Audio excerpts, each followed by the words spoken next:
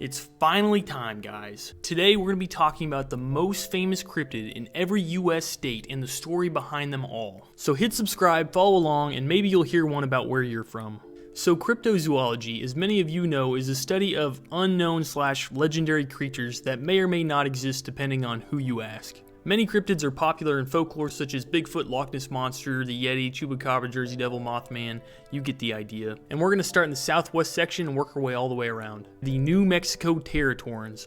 In July 19th, 2007, a New Mexico resident named Dave Zander reported seeing two enormous bird-like creatures with wingspans of at least 20 feet wide gliding along the Oregon mountains. What's interesting is there's been reports of similar creatures being sighted throughout New Mexico since the late 1800s. A cryptozoologist named Ken Gerhardt said he believes the creatures he spotted were a prehistoric raptor-like bird called the Teratorn, which were a real bird that actually occupied that exact area roughly 6,000 years ago.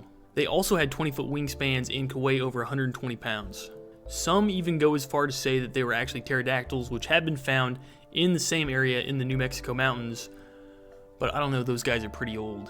Which others think that these creatures that were spotted are linked to Native American mythology about the ancient thunderbird, which is something I'll get into later in this series. Next we have the Oklahoma octopus. After a large number of unexplained drownings in Oklahoma lakes, some residents have turned to an unusual explanation. This comes from a legend about a strange creature with a desire for human flesh that's described as being a red octopus the size of a horse that has shark teeth.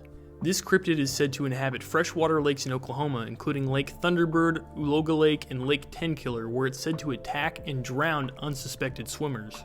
There's no physical evidence of its existence, but many point to the high death rate in these lakes as being because of this octopus. Some even say that Lake Thunderbird is extra red because the creature's color comes off in the water, not because of the red dirt in the state. Also, if you've watched the Lost Tapes on Animal Planet, there's an episode on the octopus. That show is awesome.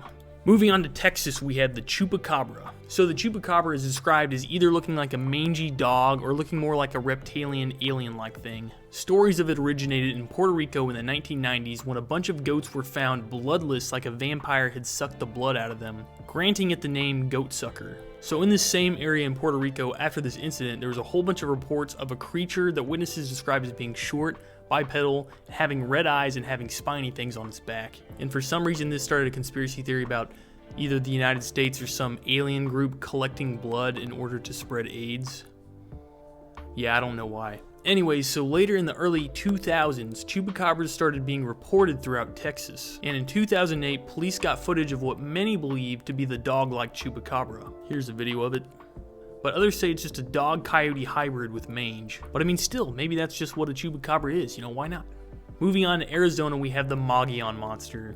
This is a good one. It's described as an ape-like creature that's similar to Bigfoot, but sometimes has white or reddish-brown fur and also has 2-inch-long claws. So according to Native American mythology, the Mogollon Monster was either created because an exiled chief was transformed by the local medicine man as a punishment, or because a white man who attacked and killed a Native American woman was hung from a tree by his hands and stretched to the height of 8 feet, and then damned by the spirits to now roam the woods as a misnamed skinwalker. The oldest known reported sighting was in 1903 when a man described an encounter along the Grand Canyon. He claimed when he discovered it, it was drinking the blood of 2 cougars, then it threatened him with a club while making a wild, unearthly scream. Another popular story involves a pioneer, Sam Spade, who, when building a log cabin next to the Mogollon Rim, was attacked by the creature and survived.